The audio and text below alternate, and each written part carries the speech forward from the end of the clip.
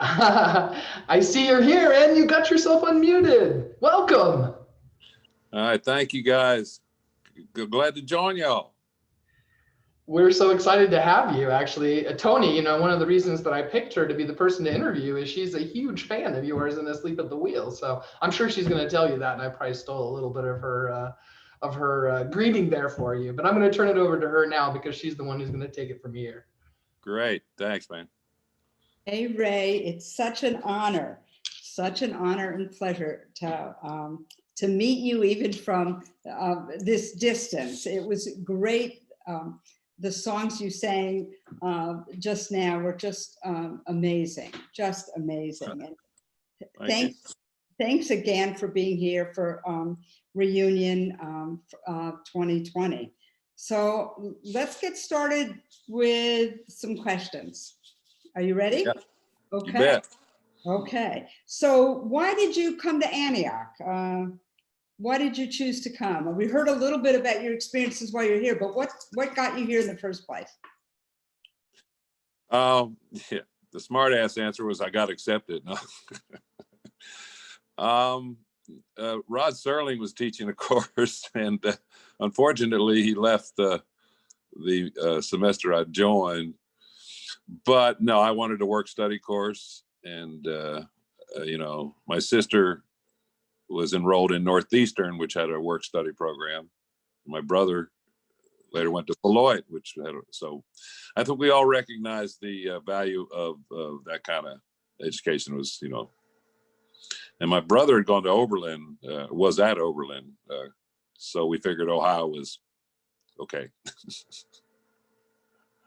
Understood. So what was the music scene like here? I graduated in '67. So what was it like in this early '70s when you were here? What was the music scene? Well, oh gosh, I got there in June of '69, and it was wonderful. Pat Morrow was president, so we drove up, and he was spinning a bunch of Motown and Stax records with a keg of beer. My dad was like, "This is college." and then Richard and John Draper, who's with us tonight, and Truffy and Eddie had Ed Chicken and French fries. They were the campus band, and gosh, there was just music everywhere. And old Doug Smith, was my friend in it, and my second semester roommate, and he was a fantabulous musician, old timey guitar player. And so there was music all over the place. Seth was there. Yeah, everybody was playing music. I can't remember all the folks. And I also got a radio show. Me and Ben Schneeberg had the Wiley Fox Happy Hour on WYSO radio. And first I had an oldies show where I played country music, and then we had me and Ben put together the Wiley Fox Happy Hour, which was a children's show for adults. What do you mean a children's show for adults? You mentioned that before. What was that about? Oh, being silly, and we made tapes of with sound effects and stories about this character Wiley Fox and Bouncin' Benny, and we just made. I think he still has some of them, and then we would have folks in the studio, and I remember we would. This is radio, folks, and I remember we had a dancing bear on. It was Fireside Theater kind of stuff. Oh yes, I remember Fireside Theater. Well, I'm gonna on Monday. I'm gonna check with WYSO and see if they don't have some of those tapes. That would be great to hear. Yeah, Screaming Gene Lohman, who I think was there for many, many years, even after. And Screaming Gene had a great passion for that, and I loved it. And I spent the rest of my life, until courting radio, and then my studio, which you saw behind me. I would go to these radio stations while they were throwing out, vacuum tube gear and transistor and stuff as they went to the digital age. And I collected all those things. And it's why I have a very, very nice studio. And because they didn't want all those old tubes and those old mics, and now they're worth a fortune, and they sound beautiful. So I learned some basic engineering stuff at WYSO. And Clean Gene, you say? Oh, I thought it was Screaming Gene, you know. He is still here. He's still. Oh, he's tell him still howdy. in Yellow Springs. Yep. So you're a Jewish kid from Philadelphia. Why Suburb. country? Why country music? I was a child performer, you know. I started when I was 10 years old singing folk music, which was Woody Guthrie songs, Peter Paul and Mary songs, you know. And I went to a lot in Philly. I went to Quaker school, and then in summer I was in a Quaker camp, and I played in square dance bands, and I got really into fiddle music. I love fiddle music, and I don't know, you know, when people ask me that on a professional level, I say, well, there's no real geographical imperative of how you play music. You know, I live in Austin, Texas, and Van Cliburn is from Fort Worth and Shreveport, and he obviously does not play country music. And so it's what's in your heart and in your ability, what you can do, you know. Tex Williams is from Indiana. Roy Rogers is from Ohio, etc. So it's not as you say, it's not about geography. It's about the music. Cool. My new band, you know, Sleep at the Wheel's been around 50 years now, and you know, so it's as obviously looking at me, it's a young man's game. So my band is, most of them are 40 or younger, but my steel guitar player, we just joined us last year, although he is stuck in his hometown of Rome, Italy, and he's a great Western swing not pedal, but steel guitar player. And so, you know, there it is. So you're a big fan of Bob Wills. As someone said, he's to country music what Louis Armstrong is to jazz. But for folks who don't know who Wills is, can you say why he's so important and should be more widely appreciated by people outside of country music who already honor him? Can you talk a little bit about Bob Wills?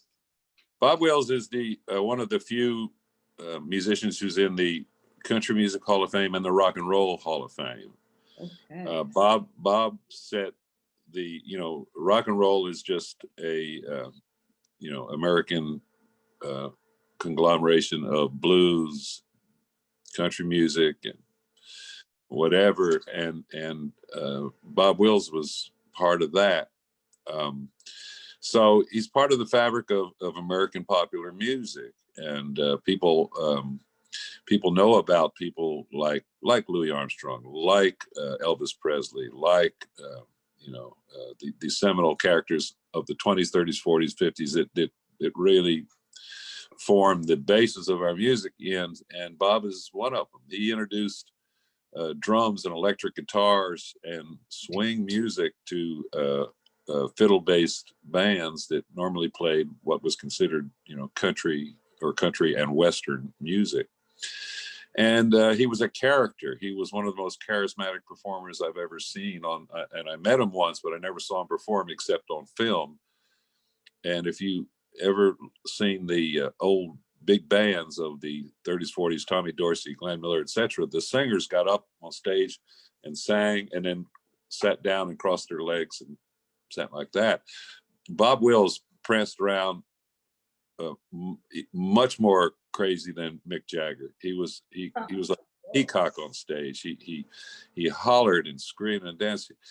He had grown up with the black culture in the cotton fields, and said that, you know, that he learned to dance as a kid from all the black kids, and he rode a mule 20 miles to see Bessie Smith. So, you know, the influence of black music in a racist, segregated world is a pretty interesting story. And that's Bob's story. He took black music when they were lynching black people in Texas and Oklahoma, and incorporated it into this hybrid American folk, whatever they want to call it, music, and invented this music, which we call Western swing. He didn't know what it was called. It was just what he was doing, you know. So that's why it's important. And, you know, we picked up his stuff in the early 70s, and Merle Haggard did, of course, too. And then George Strait in the later years. And it's pretty amazing because it is really part of the fabric of American music, and is still being played on the radio in some form or the other. And after literally 100 years. Wow. 100 years. That's amazing. That's amazing. That brings me to a question a little bit about something you just referred to. So, and you know, country music is really considered, for the most part, to be pretty conservative politically and primarily white. This is changing, but for you, coming from such a progressive mindset, how have you dealt with that in over the years?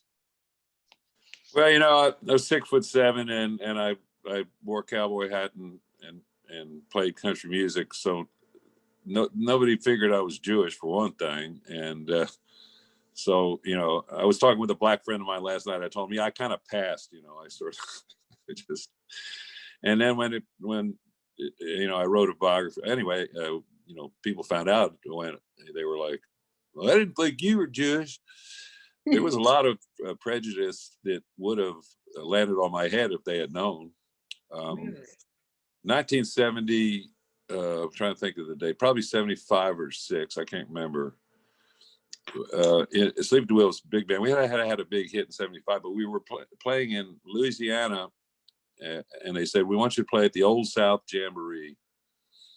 And okay, in the band there were 3 Jews, 2 Catholics, 1 Creole. Tony Garnier, he's been with Bob Dylan now for 28 years. He was our bass player. He's a Creole.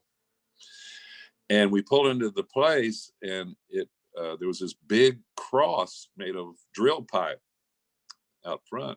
And I asked it was down in Gonzales, Louisiana. I said to the guy, I said, what's that big cross over there? I made out of drill pipe. He said, oh, we got tired to put a wood one up. We just drape it in burlap and soak them in gasoline and light it. Whoa.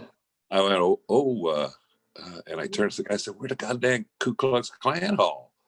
And sure enough, we go in and so we played our song, our 45 minutes and got the hell out of there. You know. Whoa. Yeah. So, but you know, that was the early 70s. I don't know. You know, the great thing about music is that it seems to calm the beasts and bring people together. And more than just that, when I'd met Willie Nelson, who had, you know, as I say, gone to the other side, become psychedelicized, and was and we figured, you know, we would play with him, and rednecks and hippies were getting together in 72. I met Willie in 71, about 72 and 3. And it really was amazing because we all know what 1968, 9, 70 looked like if you had long hair and were against the war, you know. So it was, it really did bring around about change for a period of time. And of course, we look around us today and perhaps it's a little suspect as to whether it lasted. But that was the 70s. Interesting. Wow. So you experienced some of this yourself. I mean, just as you toured the South. Amazing. Yeah, you forget sometimes. I think we've all, some of this is not such a surprise anymore. I think that's. Yeah. You know, I started the band in West Virginia. It was funny. I don't know if I told the story, but me and Lucky was in Columbia, Maryland at Antioch, Columbia. And he was my best friend. And we said, we're going to start a band. And he's the one who thought up the name of Sleep at the Wheel. But he met these guys and they said, we got a farm in West Virginia, in Paw Paw, West Virginia. And why don't y'all come down and you can start your band there. And I remember I was walking over to the library in January in the snow to go look up a map of where the hell Paw Paw was. And I looked, it's in the panhandle there and of West Virginia. And I was there with Walter Graff or one of my pals there, and I said, "We're going to go start a band here." And they said, "You're going to get killed." It was, Easy Rider just come out, the movie. They said, "You're going to get killed," and by golly, we could have been killed, believe you me. But it's so reminiscent. I tell people, I said, 1969 and 1968 is so reminiscent of today. There was riots in the streets. There was the war in Vietnam. There was, and so it was. We said, let's get the hell out of the cities, and we certainly can't start a band of long-haired kids playing country music in the big cities. So we're gonna get the hell out, and that was the impetus. And it was a lot of fun. I mean, we really did have a great time, and it was the same thing. Yeah, we did when we would play in this bar in Paw Paw. Was our first thing called the Sportsman's Club, and yeah, the first night we had to fight our way out. And Eddie Freeman and Truffy and this guy Hal, we were hippies, but we were tough. Well, and you're 6 foot, as you said, being 6'7" probably didn't hurt either.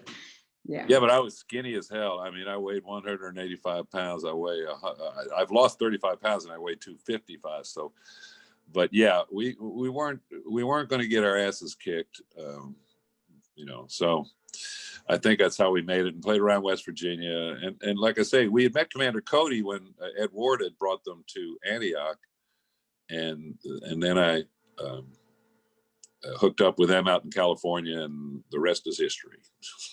Cool. So a couple more questions, and then hopefully we'll have a little bit of time to have some of the people in the audience ask them.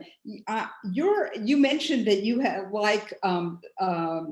all this kind of interesting equipment, music equipment from the 50s and 60s, and you learned how to use some of it when you were here at Antioch.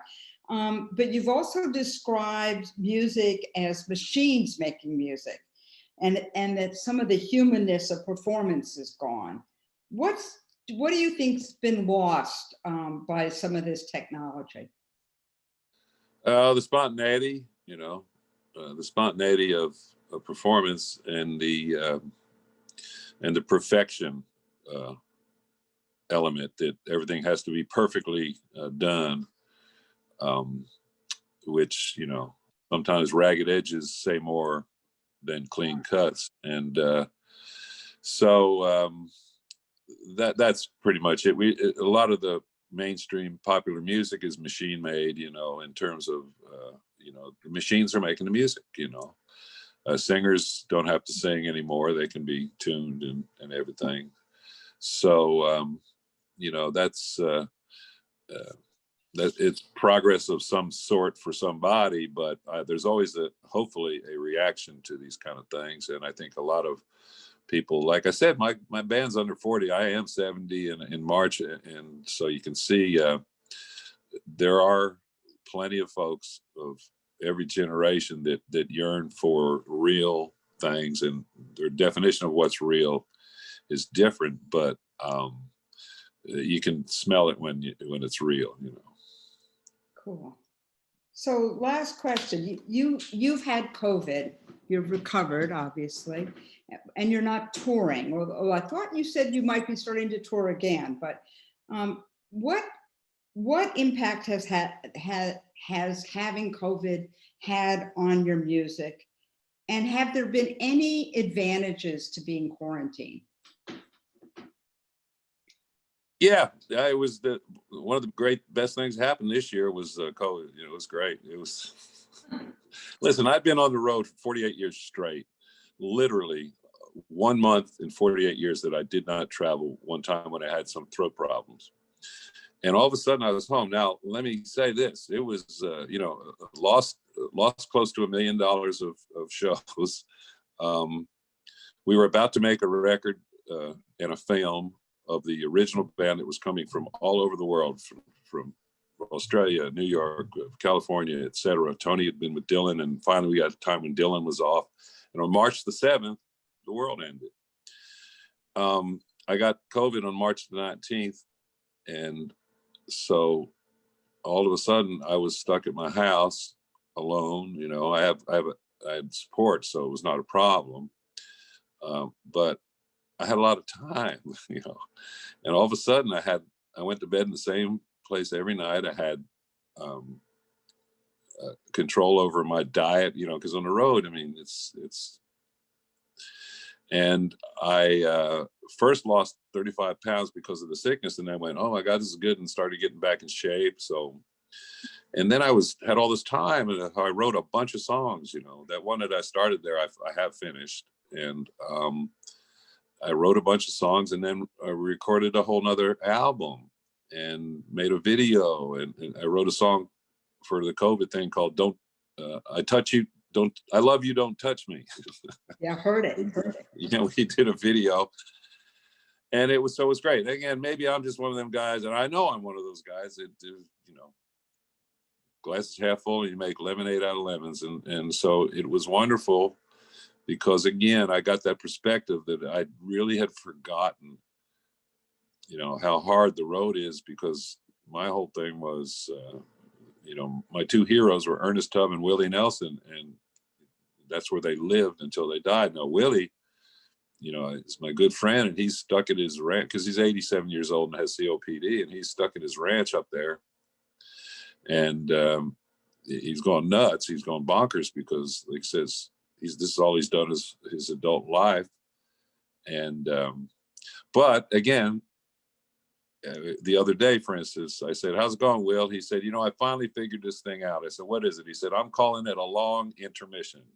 A long intermission. That's it. You know, so if you know, and that's the way you got to look at life, for crying out loud. You know, it's going to happen.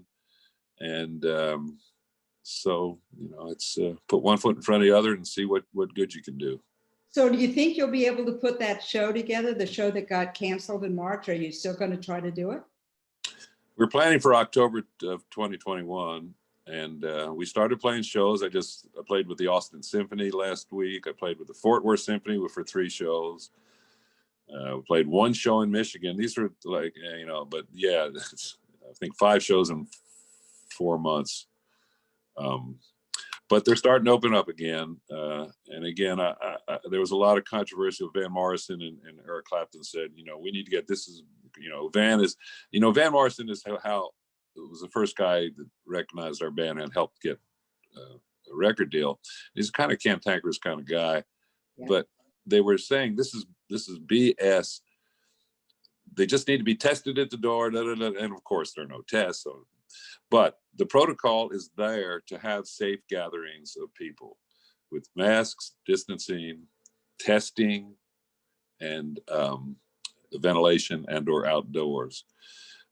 Because in all the 50 years I've been doing this, I mean, you know, we were booked to play the White House on 9/11. We were by Mount St. Helens when it erupted. I've been at 4 Mile Island when they were venting gas. We were playing down the road. None of those things stopped the music like this has. And I understand the trepidation of people who don't want to get this disease, and I understand why. But there are people who are underestimating this disease, and there are people who are overestimating this disease. And as in a lot of things, sometimes the middle ground has something to say. Great. Thanks so much, Ray. Yeah, we do have some time. So if there are questions from people in the audience, you can, and correct me if I'm wrong, April, but they can either put them in the chat or they can just unmute themselves and ask away. Well, and yeah, they'll be able to do that in just a minute. And I know that actually Ray has limited amount of time here with us. I'm all right. Oh, okay, that's good. And we have the president of the college here, Tom Manley. Now, I don't know, he hasn't provided any beer for us as far as I know in the past year since we've been here. So maybe things have changed at Antioch a little bit.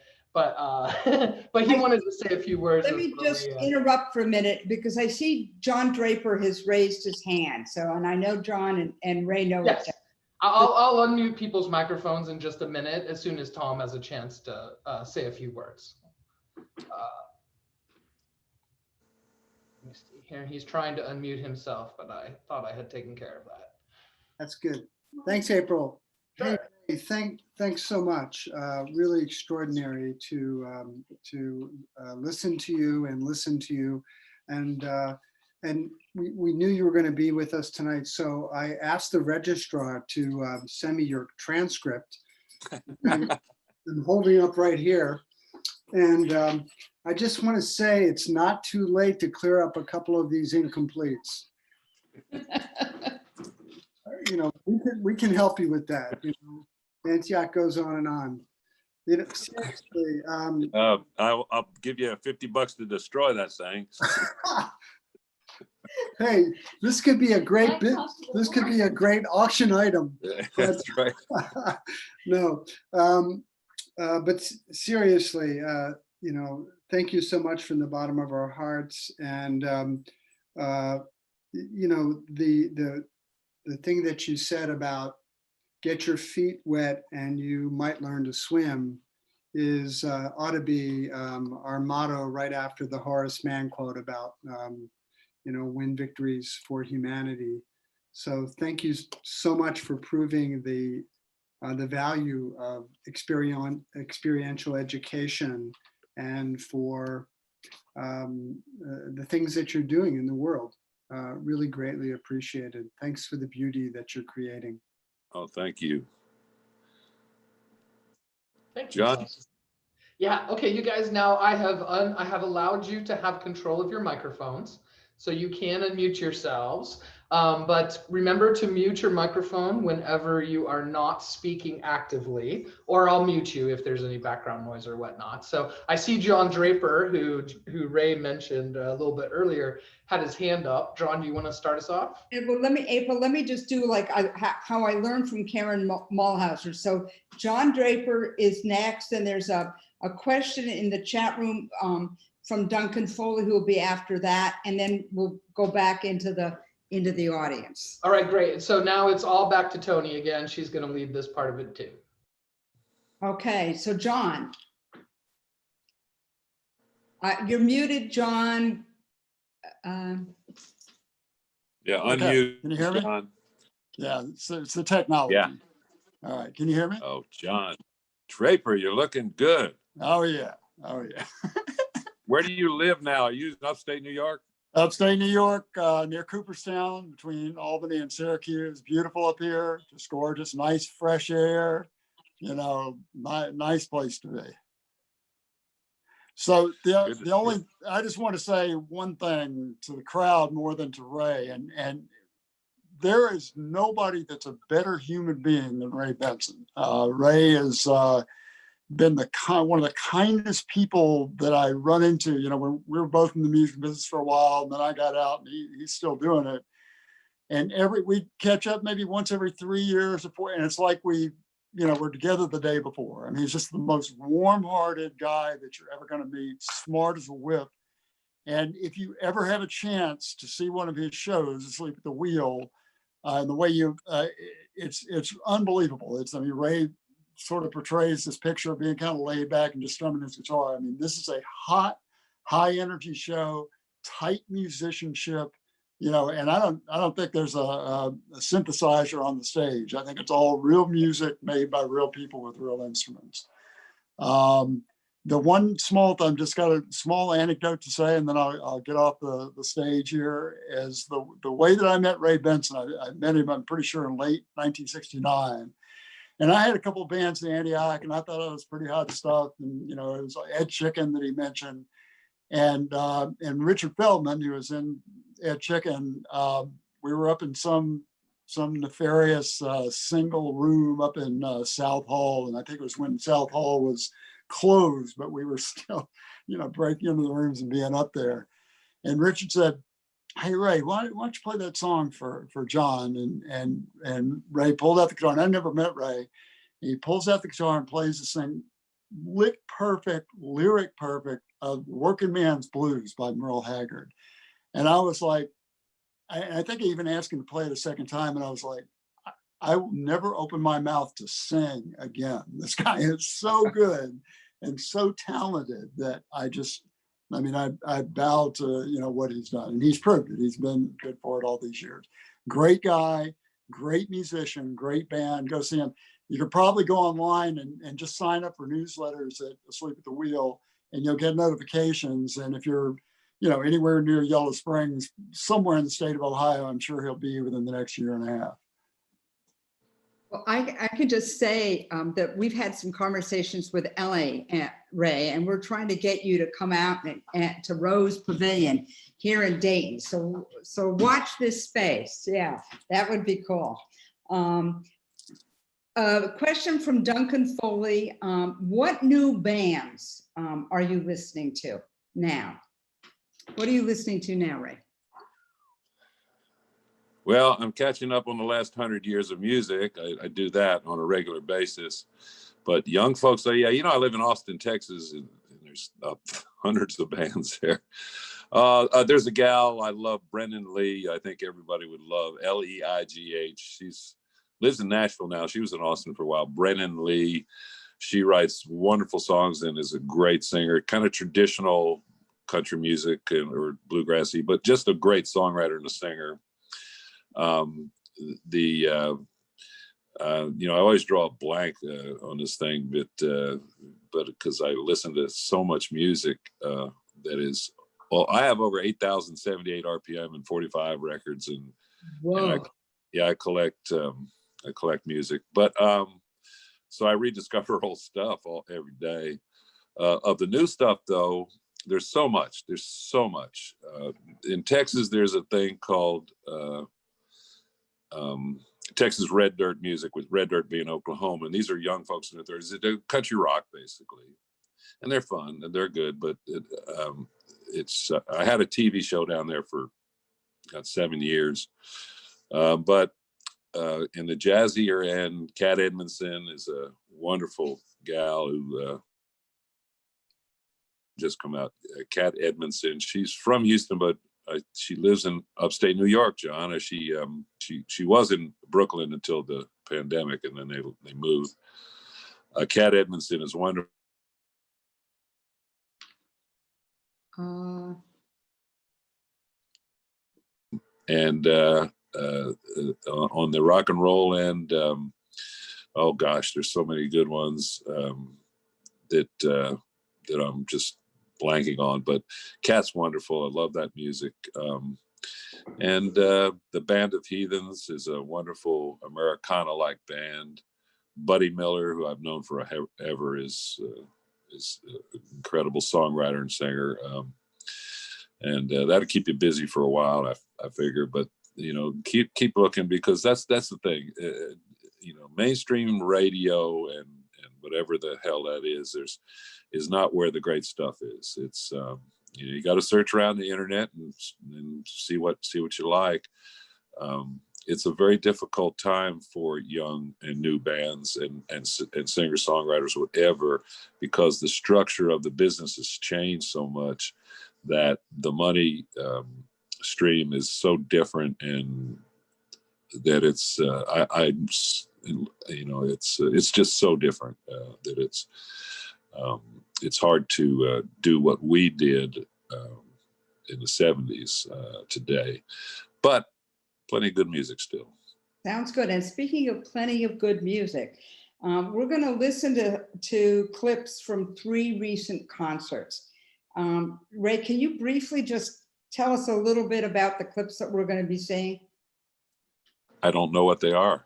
Oh. I wondered about that. And actually, I know, Tony, I appreciate it, but Ray said that he could stick around a little longer. So I think if there's other questions? Okay. Yeah, go ask away. I've got nothing to do for another, you know, I'm visiting my sister in Cape Cod, and then I head to Nashville day after tomorrow for our Sleep at the Wheel's 50th years this year. And we did the first regularly scheduled television show of Austin City Limits in 1975. And for our 50th anniversary on October the 31st, or depending on when your PBS stations decides to show it, we have a 1-hour special of all of our appearance, excerpts from our appearances from 1975 to 2015. And it's pretty cool. And yeah, I don't know why I said, oh, I just wanted y'all to know. Well, Ellie, your assistant, if people go to the chat, Ellie, your assistant, has been sending out links to all of us for the some of the musicians that you mentioned just now. Hopefully, some links to this upcoming show. But Well, I think it's the live stream that we did about a month ago, outdoors in Austin, Texas. Yeah, I think that's one of the things that we did with the band. Yeah, but go ahead, ask away. So somebody also asked, where did you mentioned it earlier that one of your early bandmates invented the name Asleep at the Wheel, but do you know what the origin of that name? It's really catching, but do you know why that was the name? And no, Lucky just me and Lucky grew up together, and he was is a very creative character. He lives in Australia in Perth area, Perth and Fremantle. He left in 1980 and was a announcer on Australian Broadcast Company for 20 years, and plays in many bands. Plays with lots of wonderful people. It's so interesting to me to hear you talk. You know, the questions and the answers that you've been getting. And I'm not a musician, but it's so interesting to hear how for musicians, music is so much a part of who they are as human beings.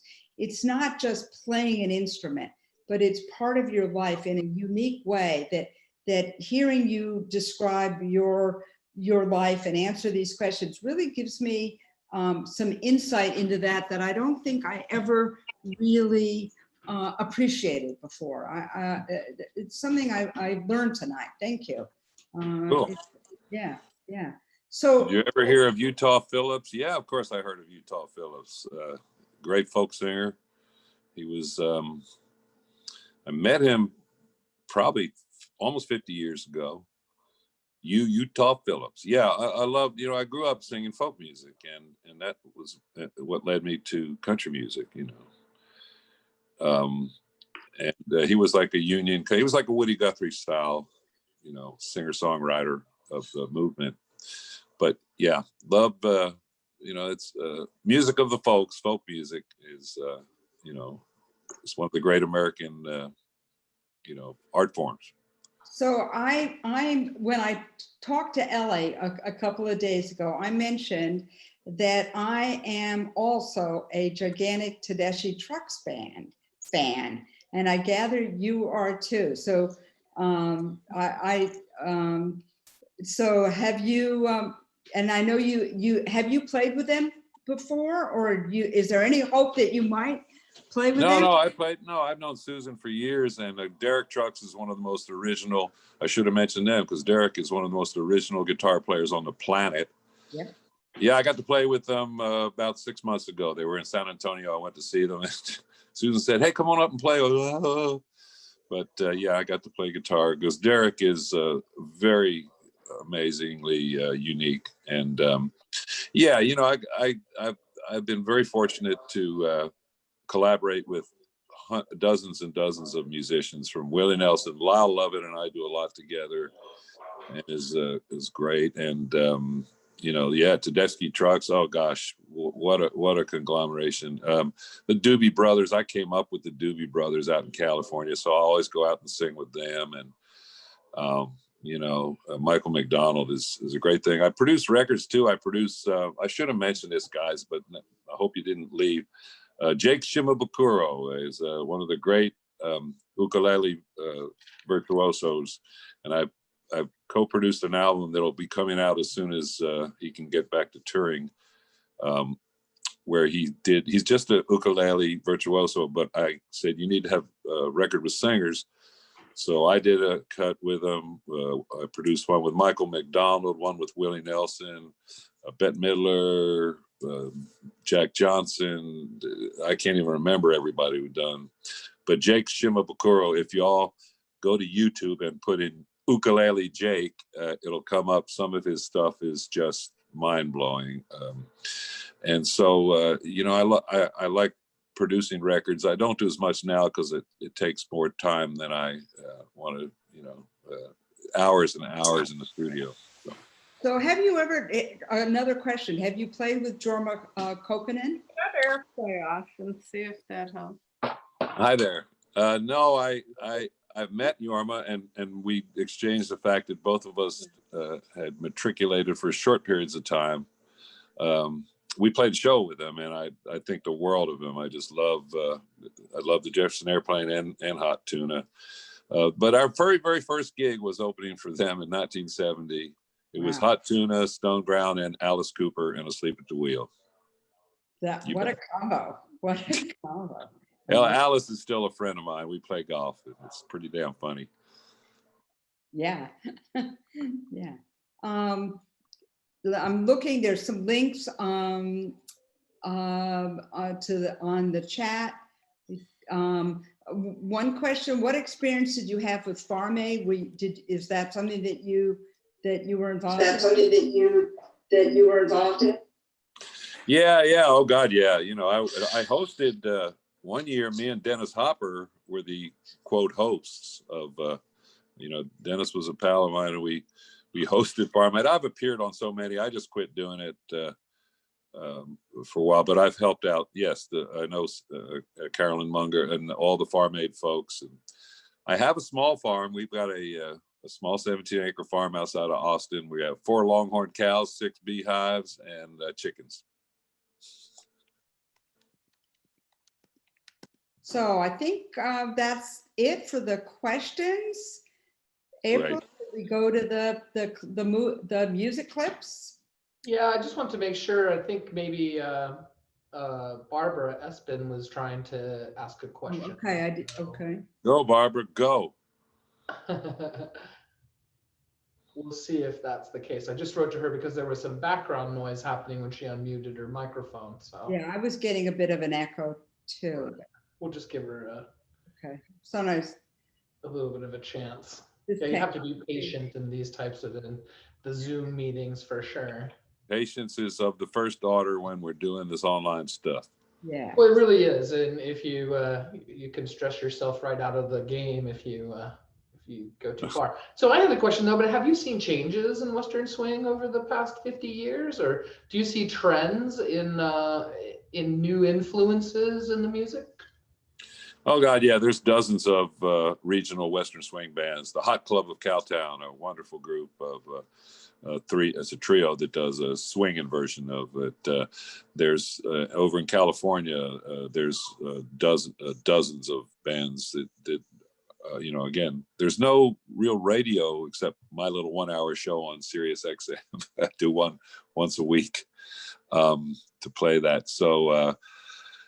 Yes, it's quite alive and well, and fiddle music is what it's all about. Again, it's all about fiddles and all over the country, in the Pacific Northwest, in California, Texas, Oklahoma, East Coast, everywhere. Young folks are fiddling, and they learn old timey. They learn country, they learn bluegrass, and then when they get a little more progressive, they all always like to venture into swing music, and that involves Western swing and or jazz, and it's a lot of folks. It's never going to be on mainstream radio,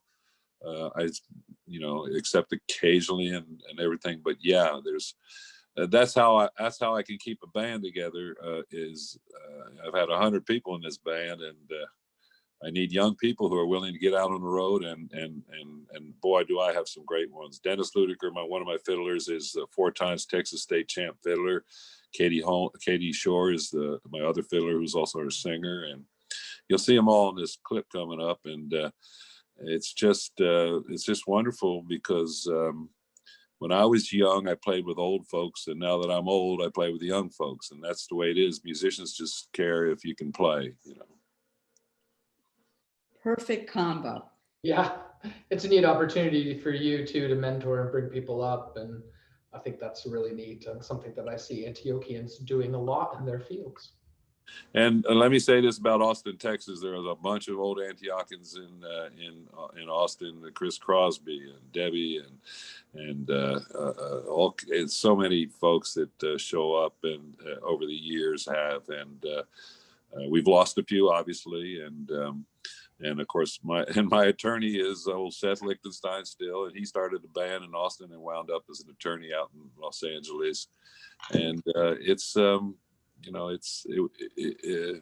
as they say, it's you make friends along the way. And in Antioch, we had some really great ones, some wonderful, talented people who've become lifelong friends. Even though I only lasted a year in terms of matriculating, it was one of the great years of my life.